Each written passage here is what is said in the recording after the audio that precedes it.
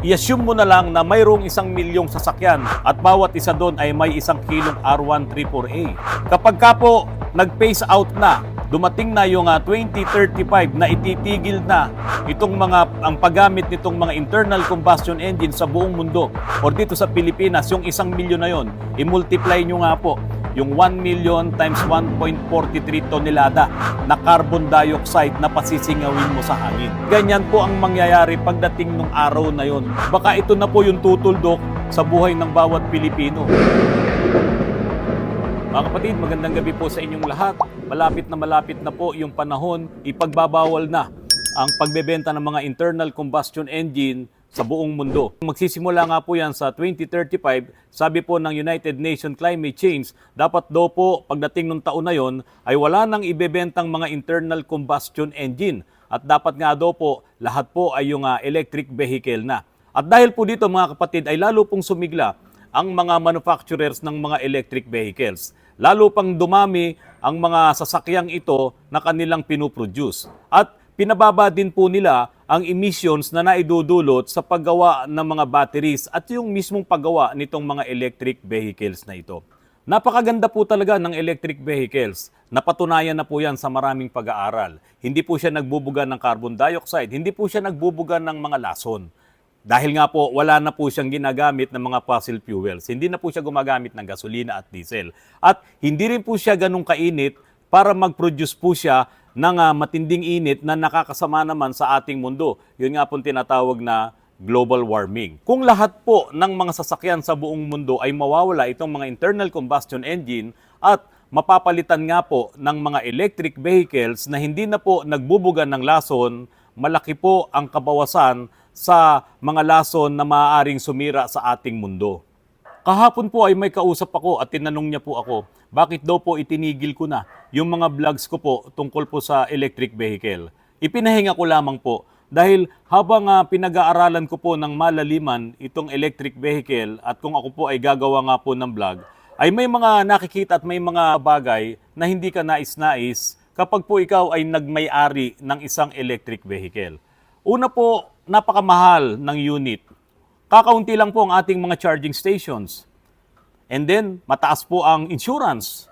Tapos po, mahal ang batteries. At marami pa pong iba.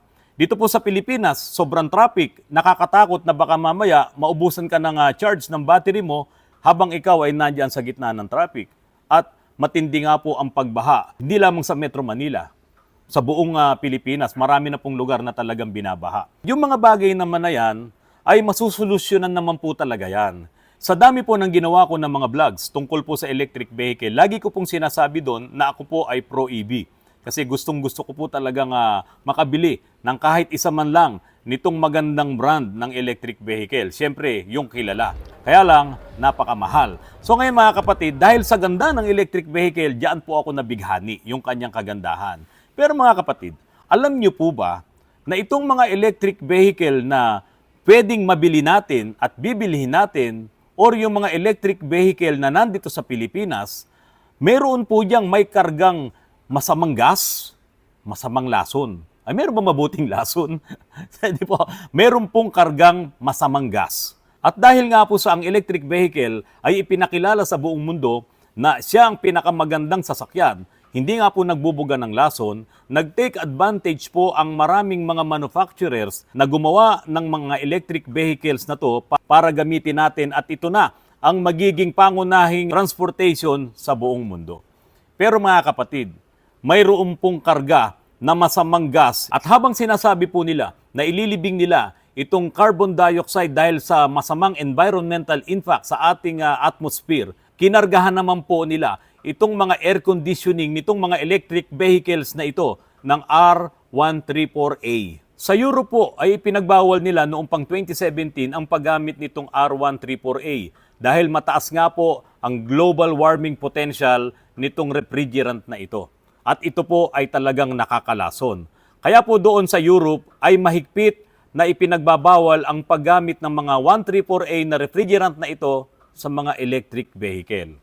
Mga kapatid, gaano po ba kasama sa kalusugan ang R134A kapag po ito ay humalo sa hangin Napakaraming negative health effects ang idudulot sa humans at dahil sa halos lahat ng mga sasakyan na nandito sa Pilipinas na may air condition ay gumagamit nito, maraming tsansa na ang mga gas na ito ay sumingaw at humalo sa hangin na nalalanghap natin. Sa buong mundo, kapag dumami ng electric vehicle na gumagamit ng R134A, ay para lang dinoble nila ang mga carrier ng lason na ito, carrier ng gas na ito, na hindi po maganda sa ating kalusugan.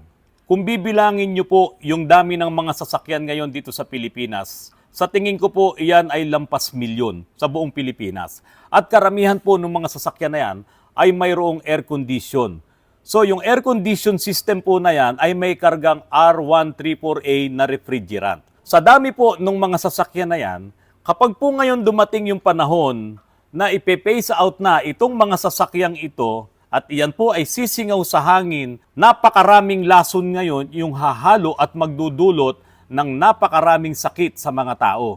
Pero bakit itong mga electric vehicles na ito ay kargado pa rin nitong mga R134A na ito? Sa Europe ay nagpasa po sila ng batas na ipinagbabawal po ang paggamit ng R134A sa mga air conditioning system sa sasakyan. At ang ipinagagamit nga po doon ay itong R1234YF. Mababa po ang kanyang global warming potential. Dito lamang po natin masasabi na itong mga electric vehicles na nandiyan sa Europe ay talaga pong green mobility. Dahil po dito sa paggamit nila nitong R1234YF na refrigerant. Katulad din po sa Australia, halos lahat po ng mga electric vehicles na mabibili nyo ay ginagamitan po ng R134A. Mga kapatid, alam nyo po ba, yung air conditioning ng ating mga sasakyan na kadalasan ay nagkakarga ng 1 kilo ng R134A. Alam nyo po ba na kapag yan ay sumingaw at humalo sa hangin, may katumbas po iyan, yung 1 kilo na R134A na yan, ng 1.43 na tonelada ng carbon dioxide. So kapag humalo po yung carbon dioxide na yan sa hangin, yan po ay tumatagal ng lampas sa 1 taon o maraming taon. Hindi natin alam kung gaano katagal siyang nandyan sa hangin. Samantalang itong R1234YF, na ito nga po yung itinakda ng, sa Europe na gamitin sa mga electric vehicles at doon sa kanilang mga sasakyan doon, ay 11 araw lamang na nasa hangin yan. At kusa na siyang mawawala, kusa na siyang magbe-breakdown. Yun po ang kagandahan nitong R1234YF. Samantalang itong R134A, ito meron ako sa tabi ko. Ayan. Ito po yung refrigerant na ginagamit natin sa mga air conditioning system ng ating mga sasakyan. Pati doon sa mga lumang aircon po ng ating kabahayan. So ito po kapag sumingaw sa hangin, naku po, napakatindi po pala na maidudulot po nito sa ating kalusugan. Mga kapatid, paano yung mga air conditioning shop na talagang kapag naglilinis ng aircon, dinedrain talaga itong prion na to. Talagang inilalabas yan sa hangin. Napakadelikado po pala nitong R134A na to kapag po ito ay ating nalalanghap. Kaya po, ang Europe ay nagkaroon sila ng legislation na ipagbawal ito. Habang dumadami po ang mga sasakyan natin dito sa Pilipinas o maging sa buong mundo na kargado nitong R134A ang kanilang mga air conditioning system at pagdating ng panahon ay ipe-phase out na rin po itong mga lumang sasakyan natin dito sa Pilipinas. Saan mo ngayon papupuntahin yung mga gas na to? I-assume mo na lang na mayroong 1 milyong sasakyan po dito sa Pilipinas at bawat isa doon ay may 1 kilong R134A na may katumbas naman ng 1.43 tonelada ang 1 kilo. Ngayon, kapag ka po nag-phase out na, dumating na yung 2035 na ititigil na itong ang paggamit nitong mga internal combustion engine sa buong mundo or dito sa Pilipinas, yung 1 milyon na yon, i-multiply nyo nga po yung 1 million times 1.43 tonelada na carbon dioxide na pasisingawin sa hangin. Ganyan po ang mangyayari pagdating nung araw na yon. Hindi ko po alam kung buhay pa ako. Baka ito na po yung tutuldok sa buhay ng bawat Pilipino. Hindi man sabay-sabay na pasingawin itong 134A na yan sa ating mga lumang sasakyan. Hindi rin naman agad-agad na mawawala. Kaso, yung mga bagong sasakyan na dumarating at nagpapasukan pa dito sa Pilipinas ay masasabi nating carrier sila nitong R134A na masamang gas pag ito ay kumalat at sumama sa hangin. Ang grade ko sa electric vehicle ay 100 na. Kaya lang, dahil sa nalaman kong ito, yung kanilang air conditioning system ay kargado ng R134A, para nga nagkaroon siya ng passing grade lamang. May karga pa rin siyang lason na maaaring makapagbigay ng matitinding sakit sa maraming mga tao kapag ito ay malanghap mo. Kaya sana po, itong ating gobyerno ay makagawa din po sila ng batas na katulad po ng ginawa ng Europe, na ipagbawal po ang paggamit nitong mga R134A sa mga bagong electric vehicle na pumapasok dito sa Pilipinas at pati yung mga bagong sasakyan. Kasi nga po, ang punto ko po dito, pagdating ng panahon na magkakaroon na nga ng phase out, siyempre, mas marami tayong mga sasakyan dito na luma na gumagamit nitong 134A. Pagdating ng panahon na yon, pasisingawin yan, o kung hindi mo man pasingawin yan, sisingaw at sisingaw yan dahil ito nga po ay isang gas. Kaya nga po, maraming mga sasakyan na nagpapagawa sa mga air conditioning shops na nagpapakarga ng kanilang mga refrigerant.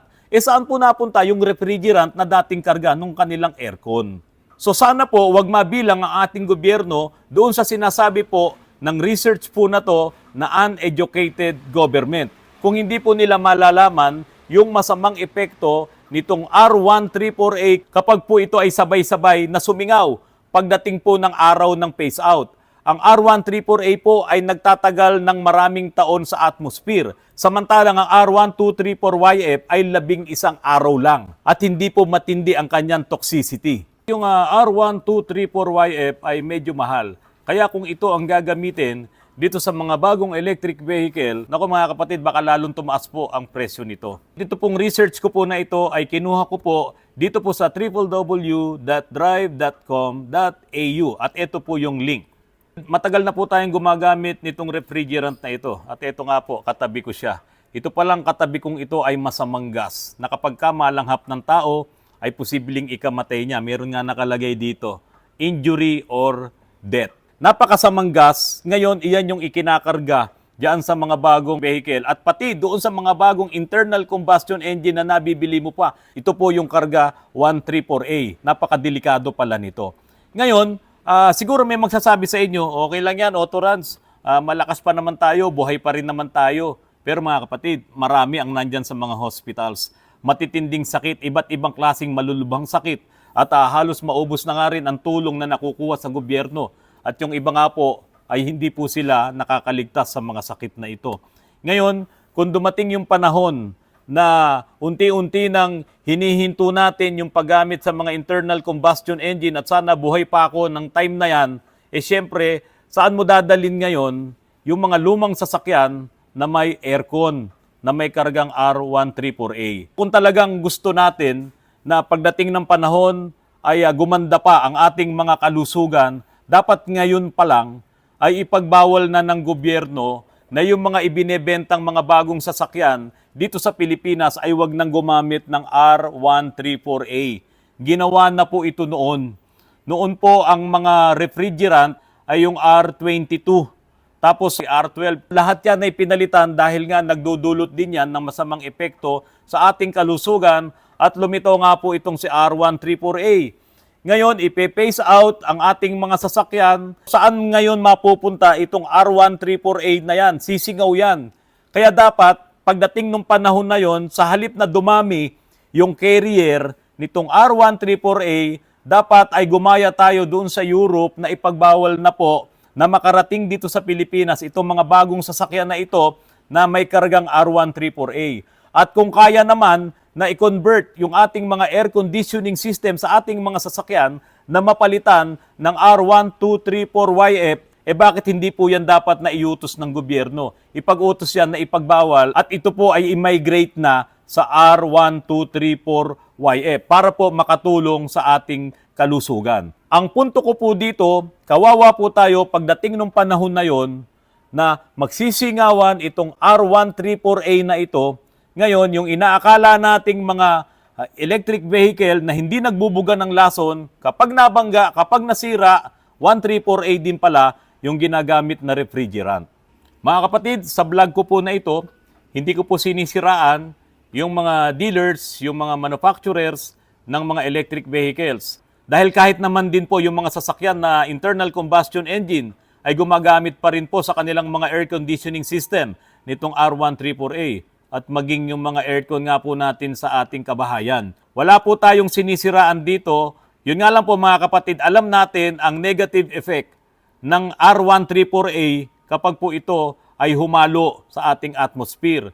At kapag dumating nga yung panahon na ititigil na itong mga internal combustion engine, itong mga sasakyan natin na may karga po yan na R134A sa mga maliliit na sasakyan, minsan less than a kilo, sa mga malalaking sasakyan, sa mga may dual aircon, lampas 1 kilo, sa mga buses, malalaki, hindi ko lang alam kung ilang kilo pero syempre marami yan.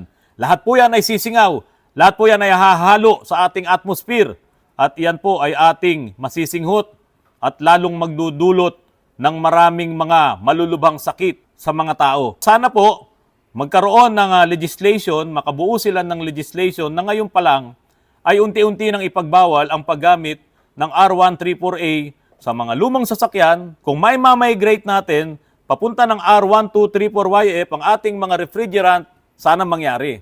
At yung mga bagong sasakyan, sana mapigil na sila at yung mga papasok sa ating mga bagong sasakyan, sana ang kanilang ginagamit ng refrigerant ay R1234YF. Mga kapatid, magandang gabi po at maraming salamat po sa inyong lahat.